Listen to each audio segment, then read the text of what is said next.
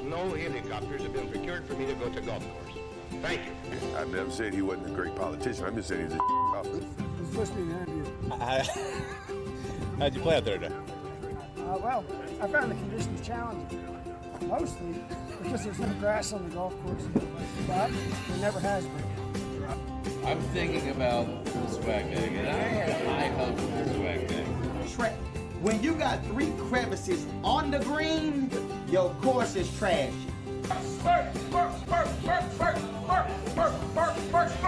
What's happening, folks? Welcome back. Beltway Golfer Podcast, episode 38. Alex Dixon here. Sustainability in golf, big term. It can mean a few different things.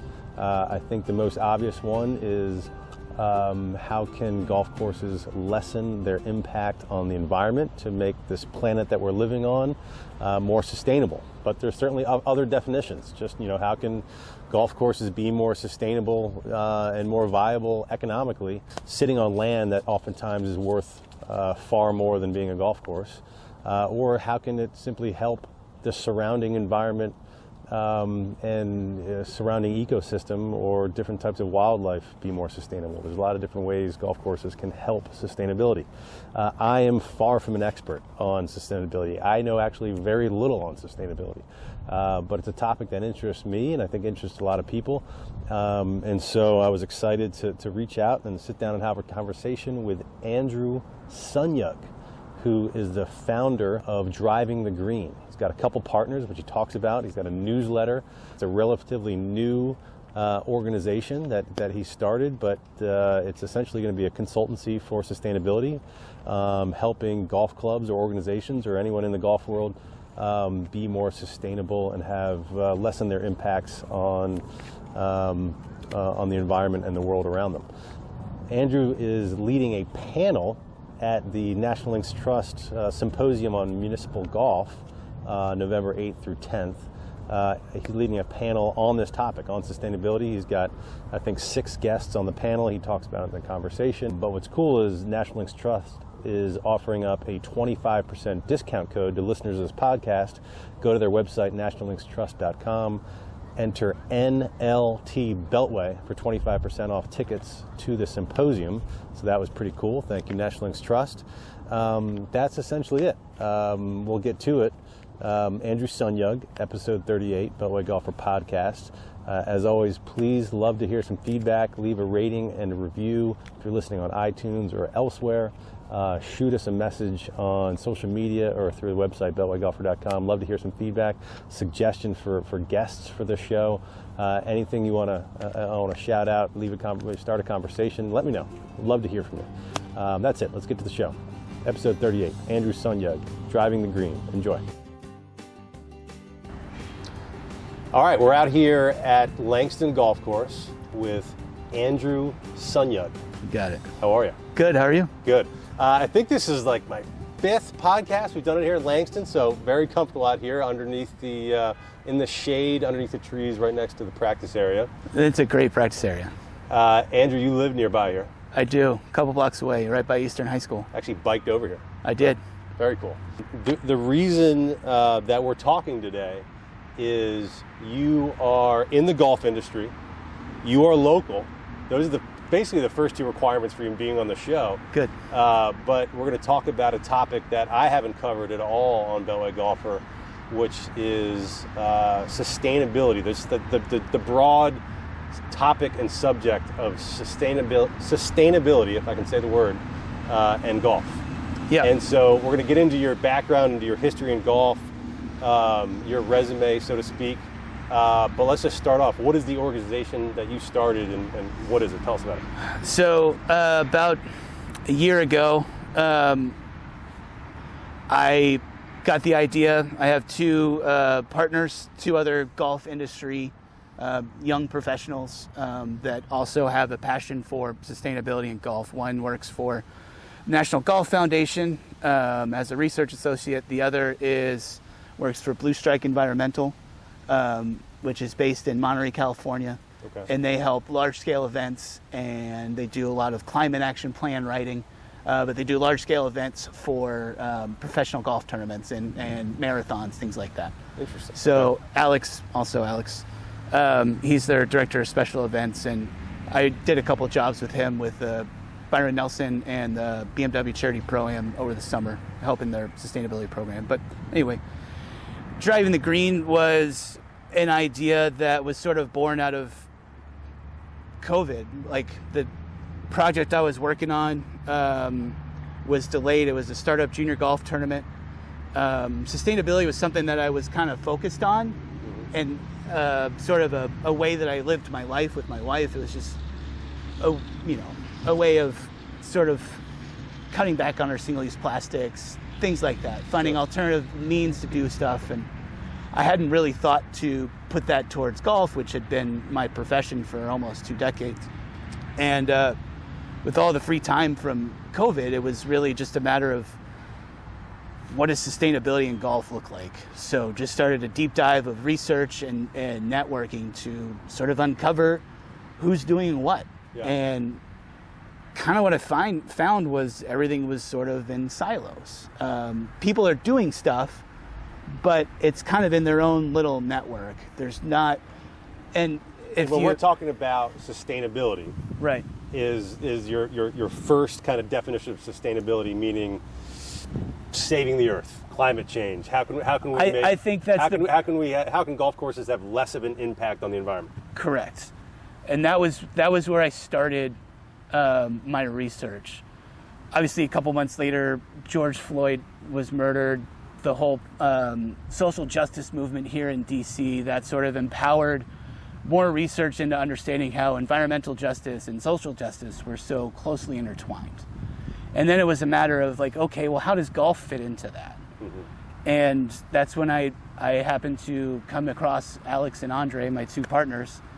And really, I got in touch with them because, we were isolated in our homes. We didn't really have a lot of social interaction. I wanted to create a golf sustainability mastermind group where we could get together, have conversations about things going on, what are the stuff they're working on, what are the ideas, start incorporating other people in our network to come and talk to us. Yeah. Part of my education into sustainability was through podcasts and newsletters.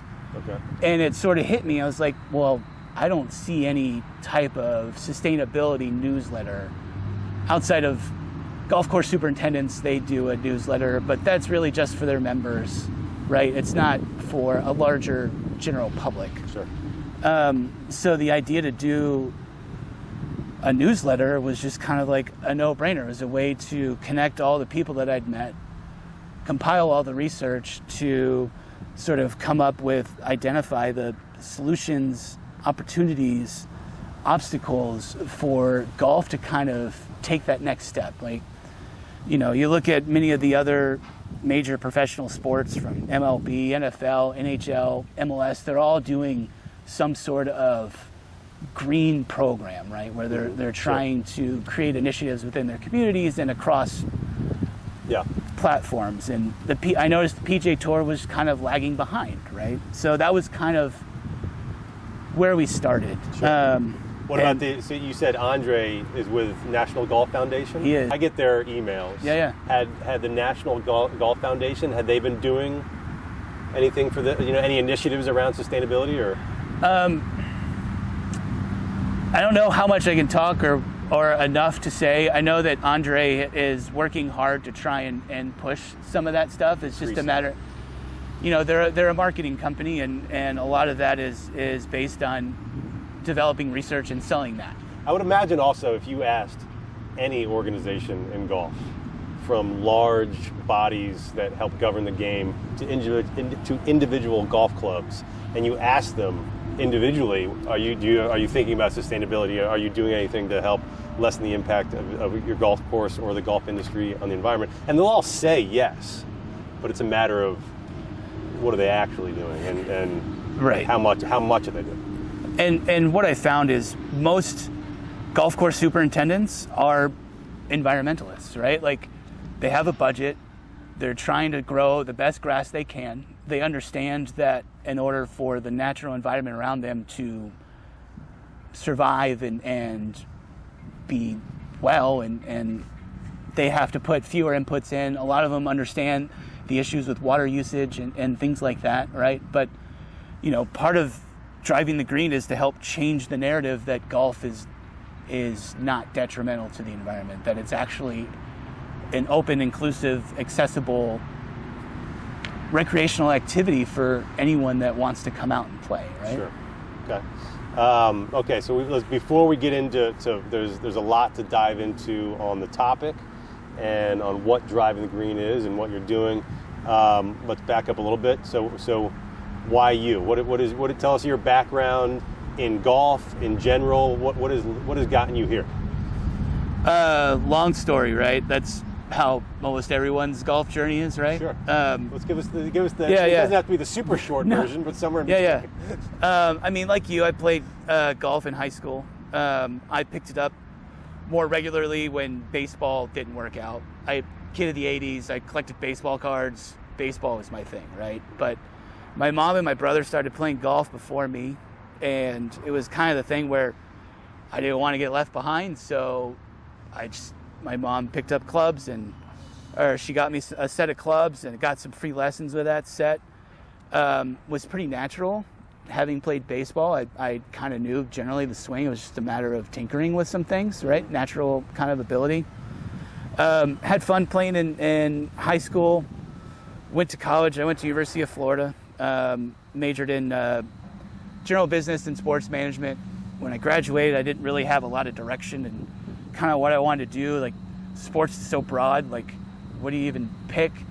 At the time in school, I was working at a Publix. Familiar with Publix? Sure. I worked in the deli. I fried chicken and I made subs. That was my college job, right? Sure. And I remember I lived in Florida for a minute. I bought many a grocery at Publix. Game days, football season, 5 a.m. in the morning, you're frying chicken tenders for all the platters you got to make, right? And all I could think about was how awesome it would be to work at a golf course. Like, to wake up, smell the grass, hear the birds, see the sunrise, and just work outside. Sure. So after I graduated, I quit my job at Publix and got a job locally at a course there in Gainesville, and it was awesome. Love at first sight. That was 2004. About 6 months into working there, my dad tragically passed away, sudden heart attack. Oh, sorry to hear that. Thanks. And he lived down in Orlando. I inherited his condo. My brother wrote over his half of the condo to me. Moved down there. They had just started a golf school called Professional Golfers Career College. Down, you're familiar with Orange County National? Sure. Yeah. Yeah. That's where they host the PGA equipment portion of the PGA show in January, right? And they also did quite a few Q schools. So okay. It's was a 16-month golf trade school, if you will. And essentially, for 16 months, I went to school there. I worked 4 days a week at Orange County National.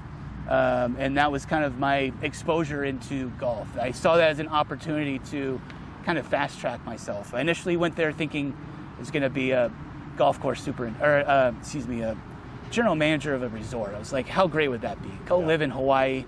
I quickly realized, like, not the job I wanted. 70 hours a week stuck in an office, never playing golf. Right. No thanks. So got into tournament administration. Found a passion for running tournaments and learning the rules, and that led to an opportunity to intern with the Arnold Palmer Invitational. Okay. Nice. So I did 2 internships there in 06 and 07. Was that Bay Hill? Yep. Nice. First year was Bay Hill. The second year, they changed the name to Arnold Palmer Invitational. Okay. But that was a really great exposure into what a professional tournament looks like and everything that happens behind the scenes. In between those 2 internships, I did a junior tour internship up here at the Mid-Atlantic PGA for 4 months. So traveled all over Virginia, Maryland, DC, running junior events. Nice. So that was really fun. Great exposure to that side. You're based right in Fredericksburg, right? Yeah, Stafford. Stafford. I'm getting all my headquarters wrong. Sorry. It's all right. You know, like, my career is like all over the place. So went back home, After my second internship with Arnold Palmer, I got some really great advice from executive director there, Scott Wellington, who now works for PGA of America office, the home office. He was like, go work in every job you possibly can in golf, and eventually you'll find what fits for you, right? So he was really encouraging of me to just don't stick to one thing, just go explore. So they gave me the opportunity to work for Arnold Palmer Golf Tournament Services, which is an organization that under Arnold's umbrella that essentially does operations for PGA Tour events.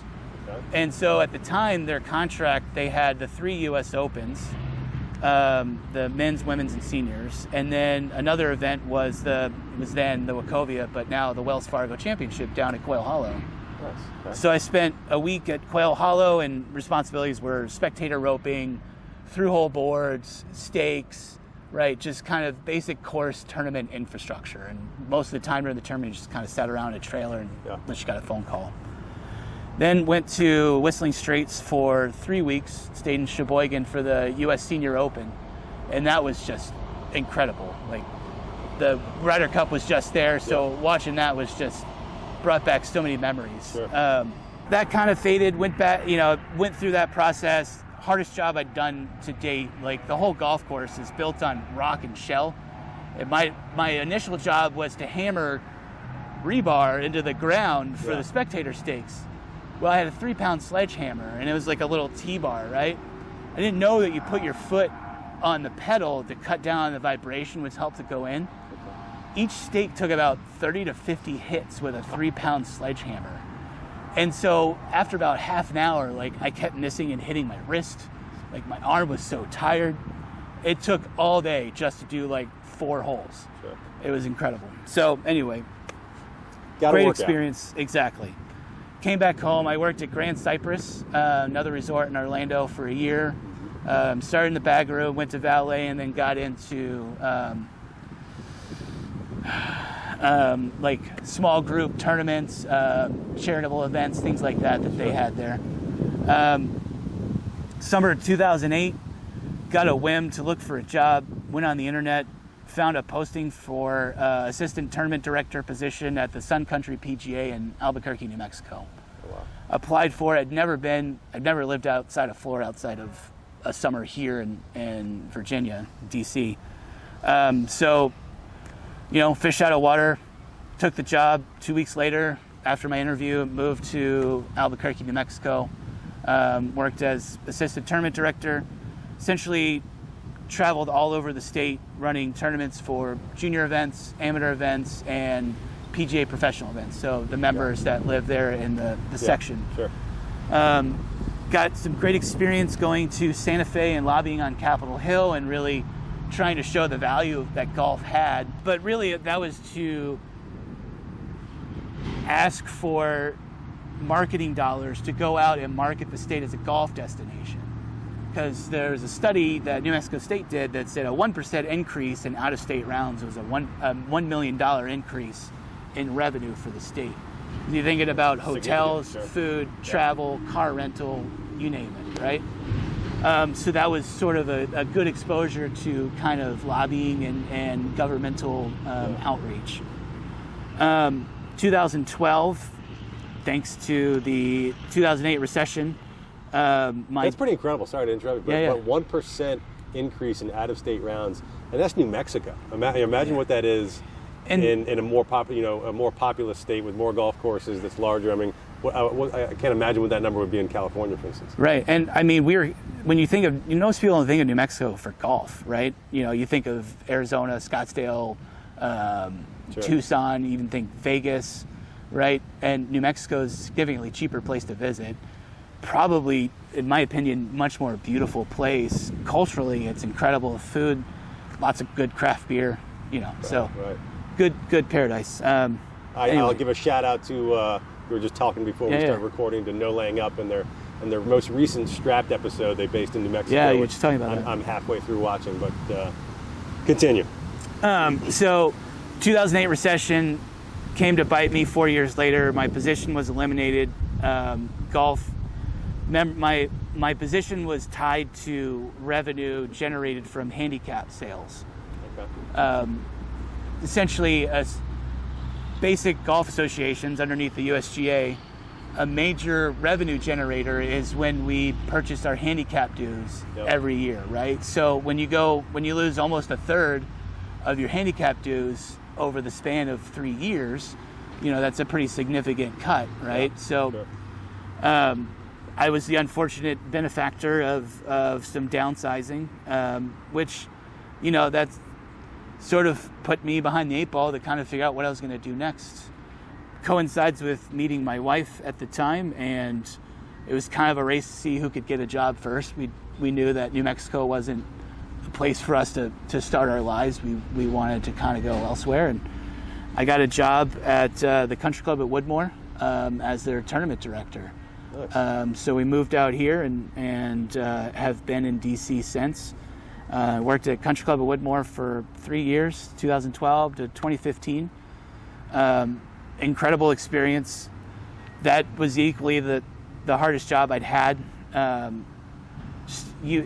Unique, diverse membership.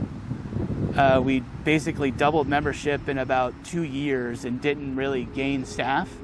So being a salaried individual, and this is a huge issue with working in golf, is burnout. Mm-hmm. I was working 60, 70 hours a week, 6-7 days a week, even in the off season, because Sure. if you're trying to cut costs, you cut hourly because Yeah. you're already paying for salary, right? Sure. Anyway, while I started working there, the director of golf that I worked under played golf at VCU, and so he was really trying to make the club open to players. So he wanted to invite George Washington University to come out and make it their home golf course. That coincided with head coach Chuck Shinos starting the job there as the new head coach. So I got to know him pretty well and got to know the team. Was a volunteer assistant for the team, so when they came out to the golf course, I'd go out and Sure. help them with practice, things like that. Yeah. 2015, his assistant left and opportunity came up and jumped on it. Like, at the time, I was contemplating even getting out of golf business. I didn't really know what I was going to do, but was seriously considering it, and this was kind of a nice rescue and change, knowing that going to work at GW, I would have the opportunity to get another degree. So Sure. went and coached from 2015 to 2019, got my MBA. The 4 years there were pretty incredible. Met a lot of great people. Coaching is just very rewarding profession as it is, right? Like, you are working with people and 18 to 22 years old, and you really have an opportunity to mentor and help show them some life skills outside of just playing golf. So They're really pretty competitive team at that point? we were competitive. We just didn't always get the results that we should have. Sure. My time there coincided with GW, the best golfer that will be at GW.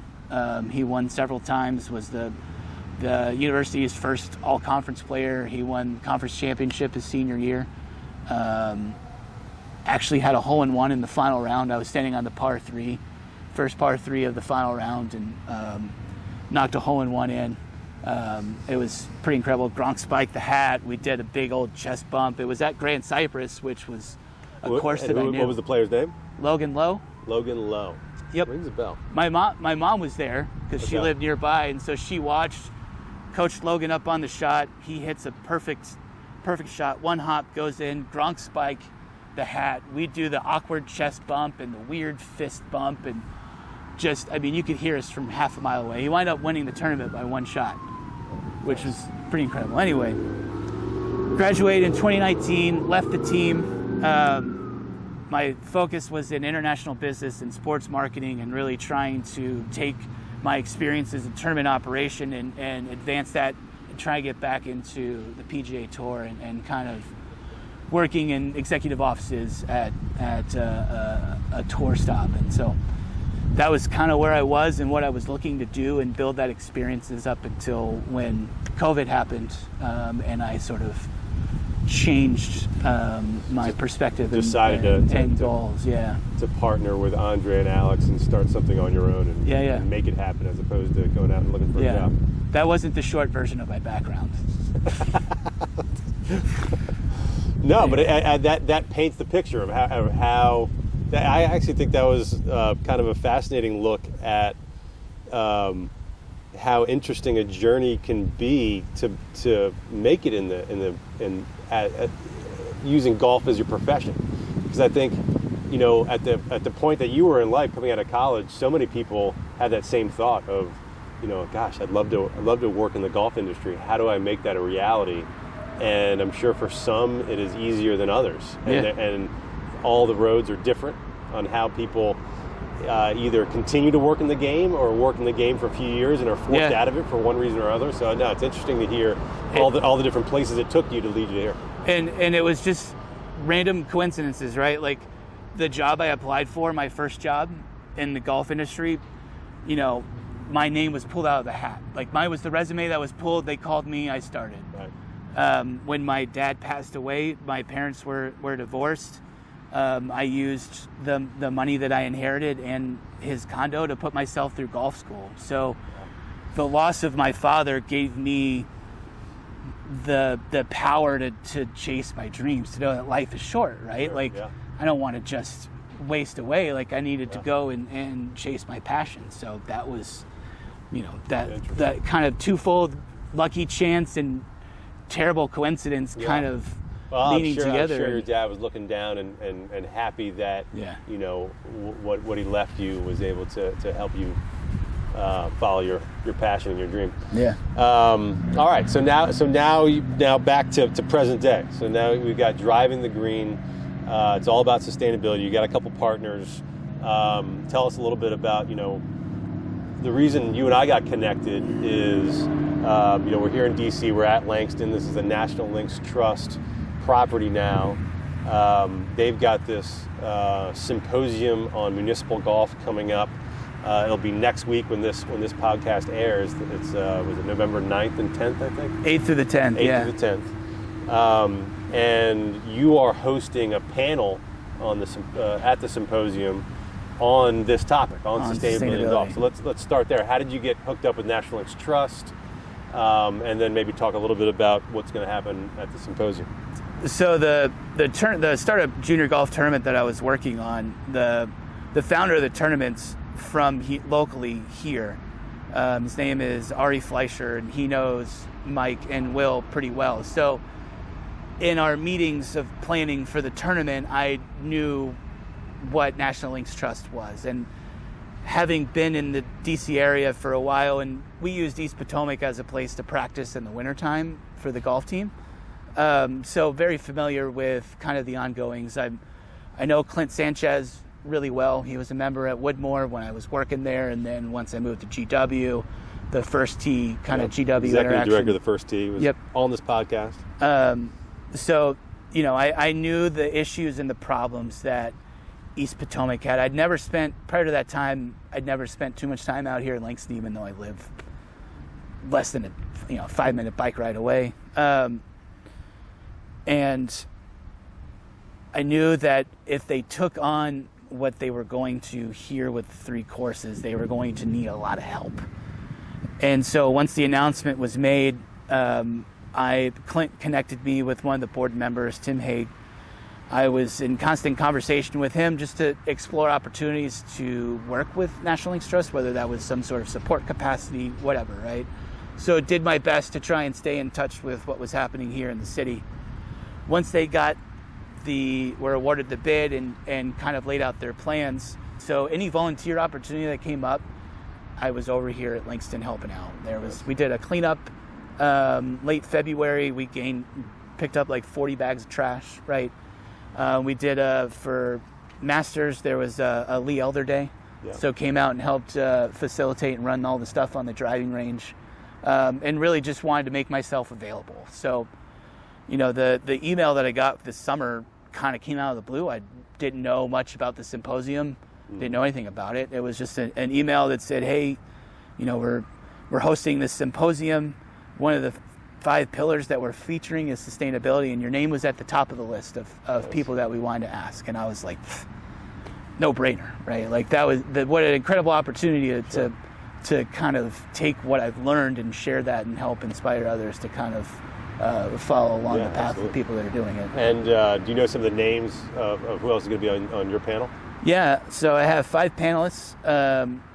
Parker Anderson is a PJ member, a GCSAA member, that's Golf Course Superintendents Association of America, and a beekeeper. He lives in Santa Barbara, California, and he runs the beekeeping and apiary program at Goat Hill Park. Oh, wow. So he's a consultant. He's done a ton of stuff working with golf courses, very research-based, really just trying to help golf courses understand and quantify sustainability through actions on the golf course. It's interesting. I've certainly heard a lot of golf courses having like monarch butterfly sanctuaries and the different natural preserves for certain wildlife. Beekeeping at a golf course is not one I've seen or heard a lot of. So the story of that's pretty interesting. Basically, so Parker's probably one of the few beekeepers in the area, especially being so golf related, gets a phone call saying we have bees in our trees, golf bags, irrigation boxes, like we need help. It's a problem. Like it's a danger to the people here. So he came down and basically took the beehives and created this apiary and then helped them, construct basically wildflower gardens to help support the pollinator population, right? And I mean, what I've learned about bees are probably one of my favorite animals. They are so vital to our food and agricultural system that for golf courses to be able to play a role in supporting that is huge, especially with the amount of space and acreage that a golf course encompasses. And we can get into this a little bit later, but so much of the focus in golf now is decreasing the amount of maintained grass area. So what isn't maintained is naturalized, so that you're actually supporting the local flora and fauna, which includes bee and other pollinators. So, second panelist is Aubrey McCormick. Do you know Aubrey? Yeah, she was on.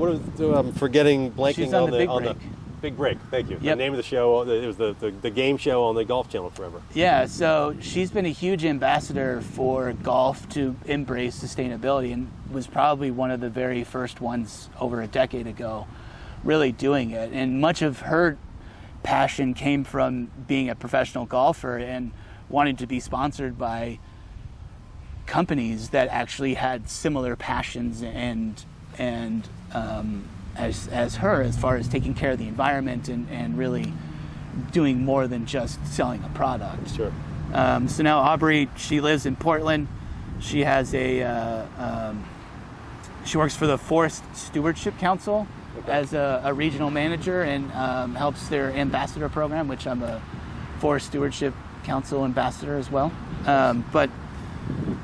So the main thing that she's done is she helped the Olympic Club write the first corporate social responsibility report for any North American golf facility, which is a monumental step that came out in 2016. She did a couple other case studies and things like that and worked in some consulting, but eventually got out of golf and is kind of pursuing some other avenues using her passions. But why is that such a big thing that Olympic Club wrote a corporate responsibility report? Well, we think about all of these massive resorts and things like that. A corporate social responsibility report at least lays out what your goals and your perspectives are on sustainability and engendering yourself to the community, right? What are the growth of the game things that you're doing? What are your procurement policies, things like that? Really, it's basically a transparent report about what your general operations are and what your goals for the future are. Got it. And something that an organization as prominent as the Olympic Club and hopefully other clubs and courses around the country can do is then be held accountable if they're not Correct. following their own corporate and social responsibility. Correct. Got it. So third panelist I have is Pam Smith. She's the Director of Agronomy at the City and County of Denver golf courses. They have 7 facilities, and she manages all of their sustainability programs there. Okay. She's been in the golf industry for over 30 years, has a law degree, a couple other master's degrees, just very well-rounded, amazing force for good and change in golf. Her programs are pretty awesome. Her team's won several local awards there for sustainability in Denver. They have an oil testing program, and we can get into this later with some other examples. And they do veggie gardens, and they donate all of the, instead of landscaping, they have all vegetable gardens, and they donate all the vegetables to nonprofits within the city. Wow. So, fourth panelist is Dave Asnarovian, who is the Senior Director of Transformational Initiatives at the USGA. So he is basically overseeing all of the sustainability-focused initiatives that the USGA is undertaking. Interesting. And I imagine that includes like their green grass section. Yep. And the hot button issue of distance, the distance stuff that's kind of going on. Fifth panelist is Michael Lee, who is the Manager of Government Affairs for the GCSAA. Okay. So 5 panelists is pretty big, but very well-rounded, very excited about sort of what they're going to talk about, the case studies that they're going to present, and just kind of the inspiration that I hope they bring about in other people that are going to be attending. So that's exciting. I'm sure it'll be a fantastic panel and be educational, because I think a lot of the reason I want to talk to you is, you read a lot about, certainly more so in the last few years, about, how can golf courses obviously be more sustainable, but what actions can they actually take, and what are golf courses actually doing to have less of an impact, certainly on the environment, but also to take actions to become more, I don't know what the right phrase is, but more friendly and welcoming to their surrounding community that aren't necessarily just golfers.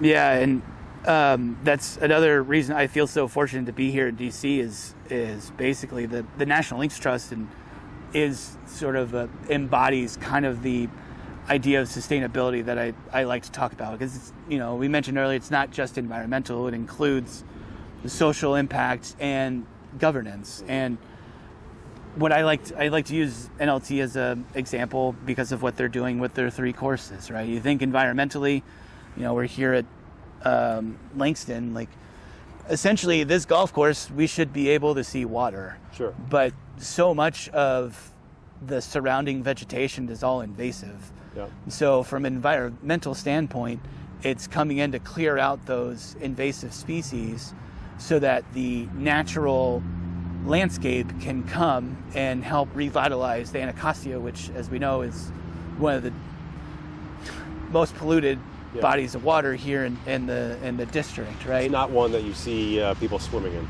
No, I would not advise that. But let me pause there for a second, because I have a question about that. I was looking at your website, and I was, I was thinking about this topic a little bit. One of the things that I think golf courses by folks outside the industry and inside the industry talk about is, how much chemicals and fertilizers golf courses tend to use. And I'm curious, I don't know the answer to this, but that's what I'm asking, is, part of what trees and vegetation on banks of waterways do is prevent fertilizers and runoff from getting into those bodies of water. So if I understand that these are all, or a lot of it is invasive, but by removing them, how does that impact that equation of fertilizers and runoff? Well, you're allowing the natural native species of grass and filters to come in and replace that.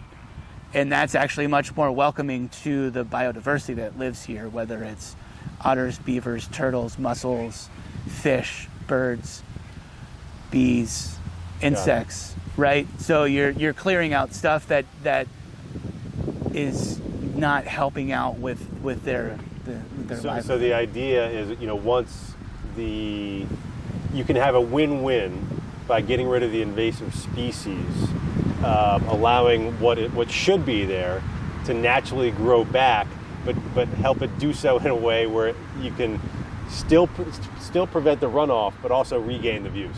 Correct. Got it. All right, I'm good with that. Yeah. Another example, so that would be your environmental example. Social example here would be the caddy program that they started this summer with the Western Golf Association and the Evans Scholars Foundation, and giving underserved communities and populations an entry point into golf, right? To expose them to working outdoors and the health benefits and the work benefits of being on a golf course, and even pursuing a career similar to kind of the path that I took, and kind of chasing those dreams, whether you're interested in physics of the game and you want to get into golf course architecture, you want to get into golf club design, or even just landscape architecture, where you're out here as a agronomist and you're helping to grow grass and actually take care of the golf course, right? So a big piece of sustainability is growing the game, making sure, opening up the game to people that wouldn't otherwise be a part of it or know how to play. The way I view it is like, if the only people that played golf look like me 50 years from now, it's not going to be as successful or as prevalent as it is. So as much as we can do to help the game reflect the diversity of our city, of our country, of our world, then the game is going to be that much stronger.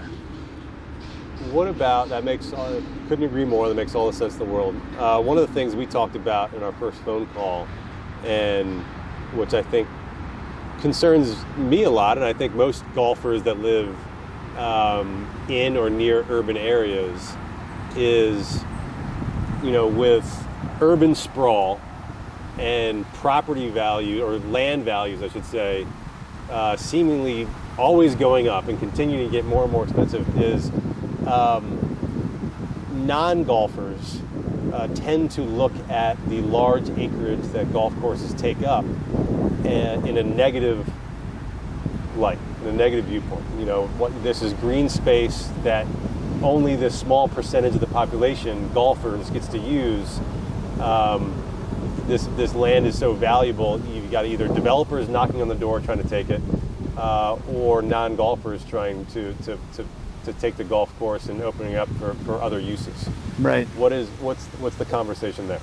So that was, once the NLT reached out to me to help them with the symposium, I started doing more research into sort of what municipal golf holds for potential for communities.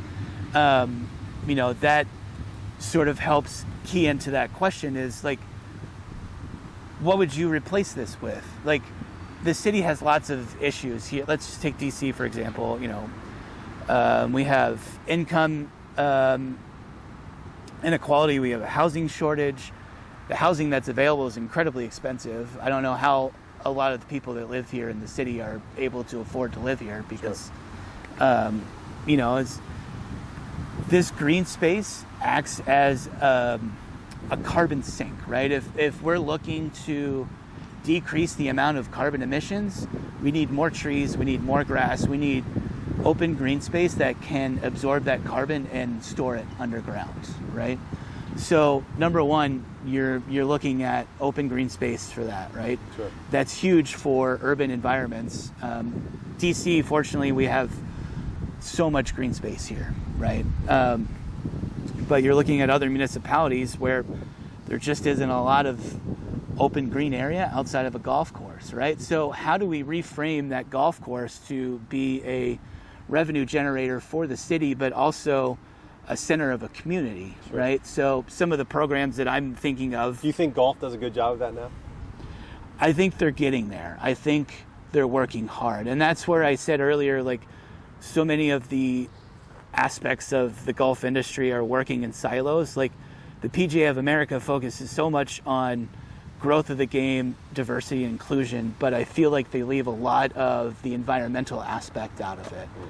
The Golf Course Superintendents Association is so based on environmental issues with growing their grass and chemicals and inputs, but oftentimes they don't really communicate very well with their PGA professionals and on staff, right? Yeah. So you kind of get people working in two different areas. Yeah. I think that golf courses could do a better job. I'll give you an example. I was up in Montgomery County at a 9-hole course. One of the first golf courses I ever played, Sligo Creek in Silver Spring. Love Sligo. And they've been doing this thing that's been unbelievably popular, which is this Friday night concert series. Yeah. And I've only been to one. I've been meaning to get to more. But basically at dusk, like right around, like after the last tee time's kind of gone out, they essentially shut down the entire first hole. And they put a band sets up right next to the first tee, and people set up blankets like out into the first fairway. Awesome. And it has become wildly popular. Yeah. I think they were only going to run through the summer, and now it's still going on every Friday now here into late October. And the reason I bring it up is when I was there, you're seeing the parking lot absolutely packed. You're seeing people parking across the street at the soccer fields, walking in, and I'm making a generalization here, but a lot of them didn't look like golfers. It didn't seem like golfers. Right. I don't know what that means. It doesn't look like golfers, but you could tell that there's people coming in from the community outside of the golf course, and now all of a sudden we're getting a benefit from the golf course. And maybe, I don't know, but maybe someone that had a negative view of the use of that land was now getting enjoyment out of it, bringing their kids, bringing their dog, and at a part of the day when Sligo and Montgomery County wasn't necessarily going to use it. It was after the last tee time going up. Right. So I think, at least when I think of sustainability, I think golf courses need to do a better job of that, of kind of thinking outside the box, being creative of how can we use parts of our parts of our property right. and in times to invite the community in for things maybe that aren't related to golf. Right. And the symposium has 5 pillars. One, sustainability. You have architecture, growth of the game, community impact, and alternative programming, right? That's alternative programming. That's right. Like think about St. Andrews on Sundays isn't open to the public. It's a city park. People can go out onto the golf course and sit on a blanket, enjoy their afternoon. Which is such an amazing example, because I think most golfers would think, oh, you're going to shut down my local course on a Sunday? Like, absolutely not. St. Andrews is like widely considered, one of, if not the best golf course in the world. Right. And it's not open to play golf on Sundays. Right. It's kind of mind-boggling. It is. And I mean, that's the perspective that we as golfers are going to have to change, is like, we can't just hog all this land to ourselves. We need to open it up, and we need to let other people enjoy the space. And if that means we give it up for one day so that someone can come out and enjoy the beautiful scenery, the sunshine, the smell of the grass, right? Yeah. The birds chirping, like, then that's what we need to do. And interesting. What about, another question for you, and I kind of got this question from, there was a podcast I listened to earlier this spring on the Fried Egg. I don't know if you know that podcast. Yeah. It was not Andy Johnson, who's the main host, but his name's Garrett Morrison. He had one where he interviewed one of the directors of the Green Grass Program from the USGA and kind of posed some of these questions. And the first one, and I think it's still the biggest challenge that maybe non-golfers look at when they look at golf courses, is water usage, especially with a lot of the water shortages going on in the western half of the country.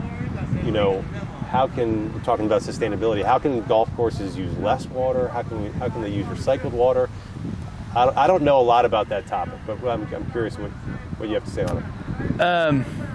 It's a delicate balance, right? Like, conversation I've had with a superintendent in Albuquerque recently, when I kind of posed the same question, was like that frustrates him more than anything, because he drives around and he sees all these commercial properties with bad sprinklers that are just leaking into the giant parking lots to water the tiny medians, right? So it's unfortunate that golf gets such a bad rap because it's right there for everyone to see. When you look a little deeper, there's other issues that we could kind of face to combat that. So one of the things is decreasing the size of the golf course that you're actually maintaining and watering. Sure. Right. We've seen it. If anybody's been to East Potomac recently, you can tell they've already started to do that. Correct. There's been some areas in between fairways, in between holes, Correct. that they may have used to mow and maybe water that they've let kind of look natural, and it looks great. Correct. It does. It looks awesome. Some of that has to come from golfers changing their expectations of what they want from the golf course, right? We watch the Masters every year, and we're like, man, that golf course is so green, so beautiful, so lush. I want my golf course to look like that. It's unrealistic, especially in many parts of the Southwest and Pacific Coast, right? Where water is just so crucial. Like we can't expect golf in November and December to look like it's going to in April and May, right? We need to change that idea of what to expect when we go to a golf course and allow But the it's also grass not. to It's be. just that I think it's not just the expectations. It's that a golf course that's not that Augusta National Green doesn't make it worse. Like playing dormant Bermuda is just as fun, Right. Like, I mean, maybe in different ways, but it's playing a brown golf course can be equally As difficult. right. So it's not about challenging, right? lower your expectations. I think it's change your or Thank you. Maybe I'm not phrasing it. No, that's a great way of wording that. Another idea that we've kind of discovered. Andre's my partner is super in. He's your classic research associate. Like wants to dive into everything. He's discovered this stuff called biochar. Bio what? Biochar. Biochar. Okay. And basically, it's organic matter burnt without oxygen in a confined area at a very high temperature. So it turns into this black carbon mass. And essentially, it's a nutrient and an input that you can put underneath your turf, and it helps your grass absorb and hold more water, provides natural nutrients, which actually decreases the amount that you actually have to water a golf course.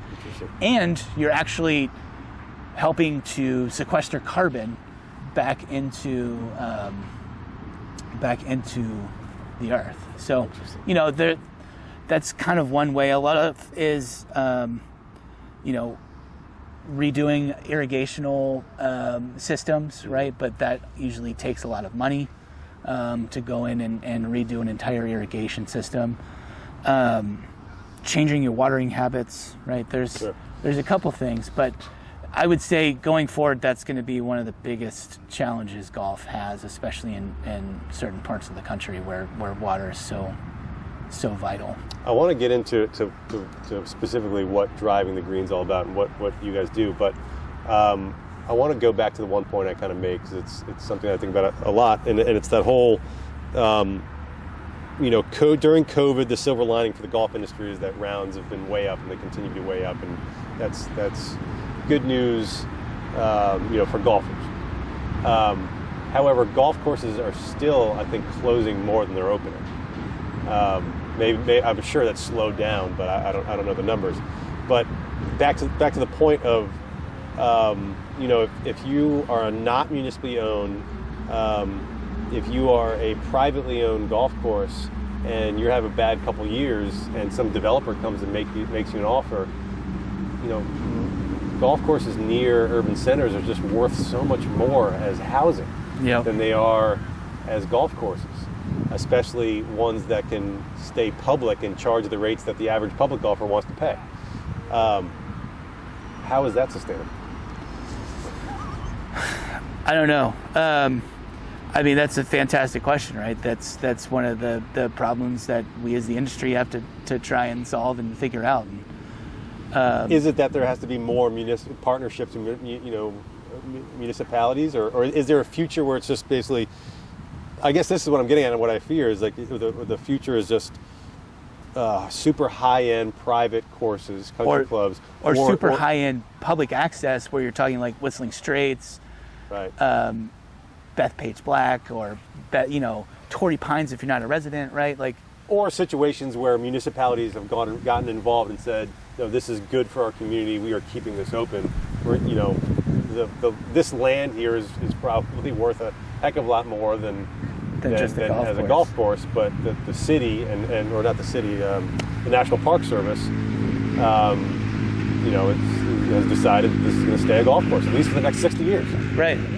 I think this goes back to that community impact and creating those community partnerships similar to what National Links Trust has done here, right? Here at Langston, I mean, there's so much history here with this golf course dating back to civil rights movement, and then all the way up until now, and its location to Wards 7 and 8 and the access to golf for those communities.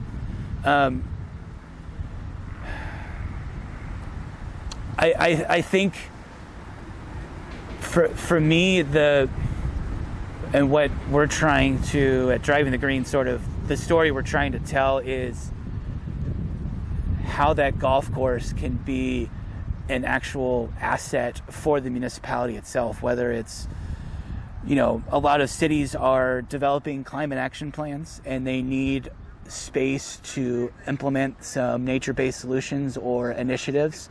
So why not come out here and hook up solar arrays to the top of the building and work through solar technology to cut down on the grid, right? Sure. To make this self-reliant. Yeah, one of the big things that I'm kind of into is food waste and composting. So food waste accounts for about 40% of what we throw away every day. And that all gets basically sent to the landfill. When food waste decomposes, it emits methane, which is actually a worse greenhouse gas than carbon, exponentially. So if there's a way to create a composting facility here at the golf course to where the community can bring their compost here, the golf course can turn it into fertilizer, and then bring it back out onto the golf course, you're cutting down on emissions, you're providing a service for a community, you're cutting down on the amount of stuff that's being sent to the landfill, and you're also benefiting the golf course with an input that doesn't cost anything. I love it. So is that the type of thing, like what is Driving the Green, like, this might be a blunt question, but like what does Driving the Green do? Are you a for-profit? Are you a not-for-profit? Are you a consulting? Who do you work with? How do you make money? This is a great question. I actually had a really great talk yesterday with a business coach who was connected to me and was asking me the very same questions, right? Driving the Green was started as an opportunity to tell stories. The three of us as partners are still working through what we're going to do outside of producing blog articles and newsletters to try and share the story. For me, what I've realized is that in order to gain the mass appeal, not mass appeal, but the mass push that we need as a community, as a nation, as a world to stem climate change is to tell stories. We need to engender empathy and share what we're doing so that other people can see that and say, oh, well, that fits what I'm doing. That's something that I can easily do and inspire others to do. So essentially, Driving the Green right now is acting as that platform to convene people across the industry to share stories, to provide an educational aspect for how to, I did a multi-series piece on plastic industry and the golf industry, plastics and the golf industry, and just wanted to learn what is the whole plastic system. Why do we send things to landfill? How can we divert that stuff? Things like that. How does golf fit into that? So right now, Driving the Green is really just acting as that storytelling capacity. Because it doesn't make any money. This is all passion project between the three of us. We fund it out of our own pockets, which it's not that much for website and email. But Where do you see it? 3 years, 5 years? We're using, Andre and I are currently working on a white paper, a municipal golf white paper that basically ties in the 17 UN Sustainable Development Goals with the potential that municipal golf holds for municipalities and cities, for urban environments. So the hope is that coming out of the symposium, we can start to possibly have some conversations and look into doing some consulting projects. Interesting. And maybe partner with some of the larger bodies or larger organizations. Correct. Or even just guide people on how to streamline their operations, understand how to, are you familiar with what a waste audit is? I'm not, but I can probably figure it out. Essentially, a waste audit is you collect your trash for 7 days, you pile it up, you sort it, and you weigh how much each pile is, whether it's recyclables, food waste, plastic waste, and that gives you an idea of what you're throwing away. So you're like, okay, well, I'm sure that can be pretty eye-opening. Like I did that in my own house, and I'd exactly see how much so money we're wasting at the grocery store. Pretty much, right? So some of the consulting projects would be sitting down and helping a company, whether it's a large-scale resort, National Links Trust, go through and conduct these waste audits to get a better idea of what's coming in and what's going out the door, right? So individual clubs, resorts, may not have the resources to really understand how to tackle some of these issues. How do you monetize that, especially if you're working with municipalities, is difficult because a lot of municipal golf facilities are running on bare bones budgets. They don't have a lot of give or extra stuff to kind of do. So to put resources towards these programs. I would think maybe at some point the certain jurisdictions, states, cities, counties, otherwise, might start mandating, going back to the conversation about the Olympic Club and that social responsibility piece, they might start mandating golf courses saying, you need to start doing this. And then they look for people like you to help them get there. So this is one of the things that Pam Smith in Denver, one of her things is she's ahead of the mandates. She's thinking steps ahead of what the city of Denver is going to come down and tell her she needs to do with her golf course. She views her role as a civil servant to give back to her community and to actually think of ideas to where the city itself can be much more sustainable. And side note, sustainability is the word that we use, but the definition of that is changing. We need to be thinking of it sustainability is just keeping things as they are the same, right? We're sustaining it. What we need to do is start focusing on regeneration. How do we get something to be better than it is, right? How do we get something not to maintain the level it's at, but to incrementally get better each time, right? And that's the problem that I've encountered with having a lot of conversations and using the word sustainability, and is it's short-sighted in what it actually can encompass and what it means to go beyond. Does that make sense? Yeah, absolutely. How can folks? I feel like this is a broad topic. We can talk a lot about it. I think we've covered a lot. Where can folks find Driving the Green, your organization? How can they follow you? Sure. Our website is drivingthegreen.golf. .golf. All I saw one that. word. I was like, no, I want one of those. The .golf. I'm still at the .com. I know. Well, pay a little extra for the .golf, but I thought it would be kind of cool and sort of tie us into kind of what our mission is. We do a monthly newsletter. Our October newsletter is coming out tomorrow. All of our articles are right there in our blog. We're getting ready to embark on the process of kind of doing some redesign. We've got almost 40 articles. Our first newsletter went out December last year, so we've done quite a bit of writing and need to kind of organize a little bit better. But drivingthegreen.golf. We've got Twitter, but I'm not on there incredibly a lot. You can follow me on Instagram, which is @YughLife, YUHG_LIFE. I'll tag you so people can. Please do. People can find it. That's my personal account, but I, Sure. I do link a lot of the stuff that I do with Driving the Green on there. Very cool. And if you are listening to this before the symposium is the National Trust is going to be hosted here in Washington, D.C., Symposium on Municipal Golf, and you'll be hosting the panel.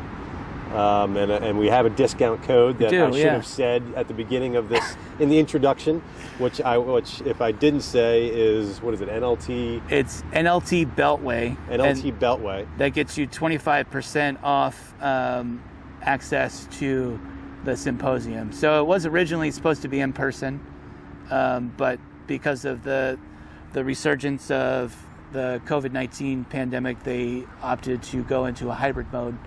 So they have a couple different levels of virtual participation that you can go into, and you can use the code NLT Beltway for 25% off. I love it. Fantastic. Well, Andrew, I really appreciate it. It's been great chatting with you. Great to meet you. I appreciate the opportunity to come on and talk. I mean, I feel like we could sit here for probably 2 more hours. Yeah, it's an important topic, and one that's only going to become more and more important, and I think more and more a part of the golf industry. So good to meet you, and I subscribed to your newsletter, I think. I'll double check. If I haven't, I will. If not, I can manually add you. Okay, excellent. But thank you very much. Pleasure to meet you. Awesome. Thank you so much, Alex. Okay, Appreciate it. Cool. I don't have a good golf game, but I don't really care. I'm a regular dude living in DC, and I want to know about DC-centric golf stuff. If you can tell me something that I don't already know, then that is great for me. I don't want the regular stuff. I want exciting stuff. I want different stuff. I want stuff I can't hear elsewhere. But I want it to be about DC golf.